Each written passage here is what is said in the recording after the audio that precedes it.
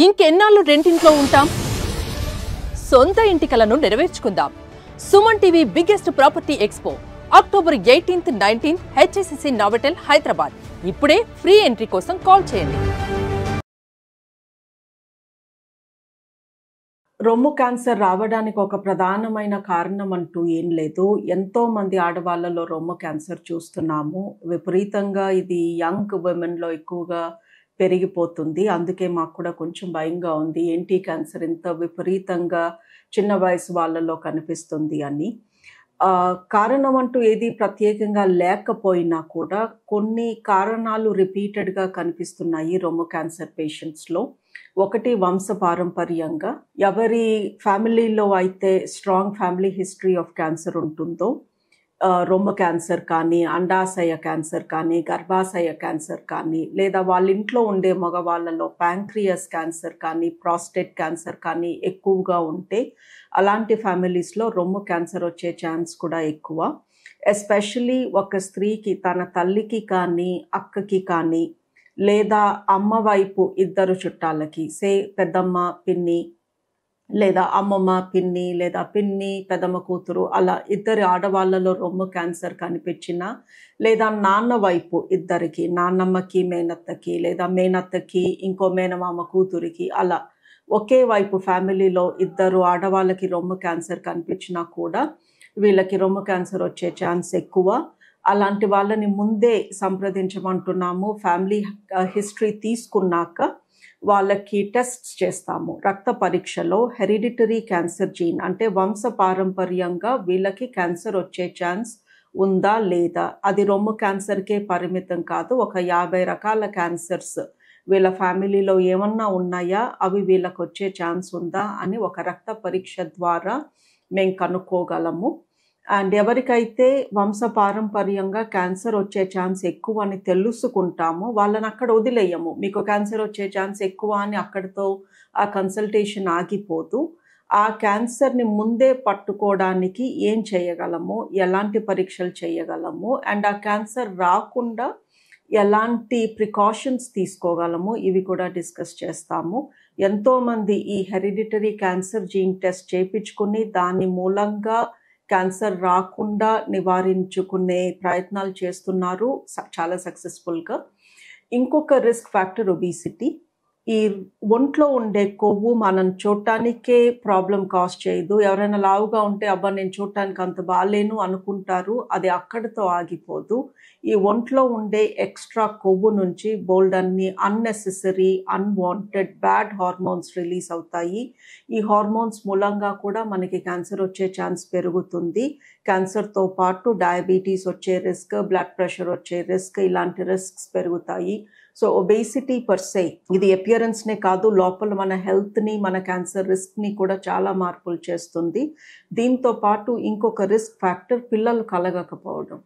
కొంతమంది పిల్లలు వద్దనుకుంటారు, కొంతమంది పిల్లలు చాలా లేట్గా పుడతారు, అండ్ కొంతమందికి ఫర్టిలిటీ ప్రాబ్లమ్స్ ఉంటాయి. సో ఎవరికైతే ప్రెగ్నెన్సీ రాదో ఆర్ ఎవరైతే బ్రెస్ట్ ఫీడ్ చెయ్యరో వాళ్ళకి కూడా బ్రెస్ట్ క్యాన్సర్ రిస్క్ ఎక్కువ. సో బేసికలీ ఎన్ని ఎక్కువ మెన్స్ట్రల్ సైకిల్స్ ఒక లేడీకి వస్తాయో అంత ఎక్కువ రిస్క్ ఆఫ్ క్యాన్సర్. బికాస్ ప్రతి మెన్స్ట్రుయేషన్ ముందు హార్మోన్ రిలీజ్ జరుగుతుంది. ఈ హార్మోన్స్ రొమ్ముకి అంత మంచివి కాదు. ఎవరైతే ప్రెగ్నెంట్ అవుతారో, బ్రెస్ట్ ఫీడ్ చేస్తారో వాళ్ళకి ఆల్మోస్ట్ 1 year, 1.5 year వరకు పీరియడ్స్ నుంచి బ్రేక్ వస్తుంది. దాని మూలంగా క్యాన్సర్ నుంచి ప్రొటెక్షన్ వస్తుంది.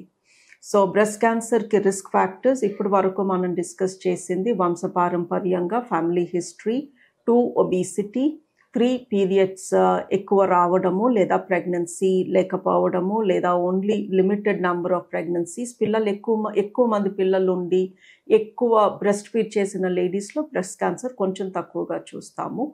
4th life style. ఈ మధ్యన ఎందుకు యంగర్ పీపుల్లో మనము బ్రెస్ట్ క్యాన్సర్ ఎక్కువగా చూస్తున్నాము అంటే వాళ్ళ లైఫ్ స్టైల్ మారిపోయింది, ఫిజికల్ యాక్టివిటీ తగ్గిపోయింది, అండ్ ప్రాసెస్డ్ ఫుడ్ ఎక్కువగా తీసుకుంటున్నారు, రెస్ట్ తక్కువ తీసుకుంటున్నారు, స్ట్రెస్ ఎక్కువ ఫీల్ అవుతున్నారు. ఇవన్నీ కూడా add to the risk of cancer. And ఎవరికైనా రొమ్ములో క్యాన్సర్ ఉంటే ప్రధానంగా వాళ్ళకి తెలిసే లక్షణం ఒక గడ్డ లాంటిది తగలటం. సో రొమ్ములో ఒక చిన్న కణితిది లాగా వాళ్ళ చేతులకి తగులుతుంది. అండ్ ఈ కణితిలో నొప్పి ఉండదు. బ్రెస్ట్ క్యాన్సర్ మూలంగా వచ్చే కణుతుల్లో నొప్పి చాలా తక్కువ ఉంటుంది. అందుకే ఆ కణితికి పెద్దగా ప్రాధాన్యం ఇవ్వరు. నొప్పి లేదు కదా, ఏదో చిన్నగా ఏదో తగులుతుందిలే అనుకుంటారు. పీరియడ్స్ ముందు నొప్పి వచ్చి రొమ్ము గట్టిపడి కణుతుల్లాగా తగిలి పీరియడ్ వచ్చాక తగ్గిపోయే కణుతులు క్యాన్సర్ కణుతులు కావు. అవి కొవ్వు గడ్డలు. ఈ కొవ్వు గడ్డలు పీరియడ్ ముందు పెరిగినట్టు అనిపిస్తాయి, పీరియడ్ వచ్చాక మెత్తబడినట్టు అనిపిస్తాయి. బట్ నొప్పి లేని కణితి ఎస్పెషల్లీ ఒకవైపే ఉంటే అది క్యాన్సర్ కణితి అవ్వచ్చు. అందులో నొప్పి ఉండే ఛాన్సెస్ చాలా తక్కువ. అది కొంచెం అలా ప్రతి నెల సైజులో మార్పు కనిపిస్తూ పెరుగుతూ ఉంటుంది. ఇంకొక లక్షణం రొమ్ము పైన చర్మం గట్టిపడటం. సో చర్మం మెత్తగా సాఫ్ట్గా ఉంటుంది. బట్ ఒక ఏరియాలో కొంచెం చర్మం గట్టిపడినట్టు అనిపిస్తే అది కూడా క్యాన్సర్ లక్షణం అవ్వచ్చు. ఎప్పుడు ముందుకుండే నిపుల్ వెనక్కి గుంజినట్టు లోపలికి వెళ్తున్నట్టు ఇన్వర్టెడ్ నిపుల్ అంటాము, అది క్యాన్సర్ లక్షణం అవ్వచ్చు. నిపుల్ ద్వారా రక్తం వచ్చినా నల్లటి రంగులో ఏదన్నా ద్రవం వచ్చినా కూడా అది క్యాన్సర్ లక్షణం కావచ్చు. చంకలో గడ్డలు తగులుతుంటే కూడా అది క్యాన్సర్ లక్షణం అవ్వచ్చు. బట్ యూజువలీ చంకలో గడ్డలు జ్వరం వచ్చినప్పుడు, జలుబు చేసినప్పుడు, బాగా దగ్గు కఫం వచ్చినప్పుడు వస్తాయి, పోతాయి. కొంతమందికి ఎండాకాలంలో అక్కడ గడ్డల్లాగా పస్లాగా వచ్చి తగ్గిపోతుంది, అది క్యాన్సర్ కాదు.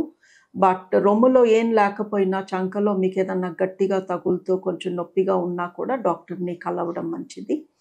బేసికలీ మన రొమ్ము ఎప్పుడు ఎలా ఉంటుంది, పీరియడ్స్ ముందు ఎలా ఉంటుంది, పీరియడ్ అయిపోయాక ఎలా ఉంటుంది అనేది మీకు తెలవకపోతే మీరు ఇప్పుడు ఇది విని ఓకే నేను రొమ్ము చెక్ చేసుకుంటాను అంటే మీకు అంతా వింత వింతగా అనిపిస్తుంది.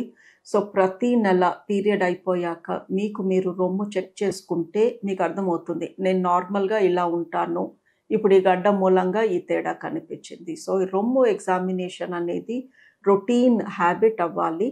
ప్రతి నెల పీరియడ్ అయిపోయిన లాస్ట్ డే ఒక 5 నిమిషాలు కేటాయించి సెల్ఫ్ బ్రెస్ట్ ఎగ్జామినేషన్ చేసుకోమంటాము. ఈ సెల్ఫ్ బ్రెస్ట్ అంటే మీకు మీరు చేసుకోవడం, డాక్టర్ దగ్గరికి వెళ్ళి చేసుకుంటే అది క్లినికల్ బ్రెస్ట్ ఎగ్జామినేషన్ అవుతుంది. ఎలా చేసుకోవాలి తెలియకపోతే మీకు యూట్యూబ్లో చాలా సెల్ఫ్ బ్రెస్ట్ ఎగ్జామినేషన్ వీడియోస్ ఉన్నాయి. అవి చూసి మీరు వాటిని పాటించి ఇంట్లో సెల్ఫ్ బ్రెస్ట్ ఎగ్జామినేషన్ చేసుకుంటే ఇందాక మనం డిస్కస్ చేసిన ఏ తేడా కనిపించినా కూడా you can come to us soon.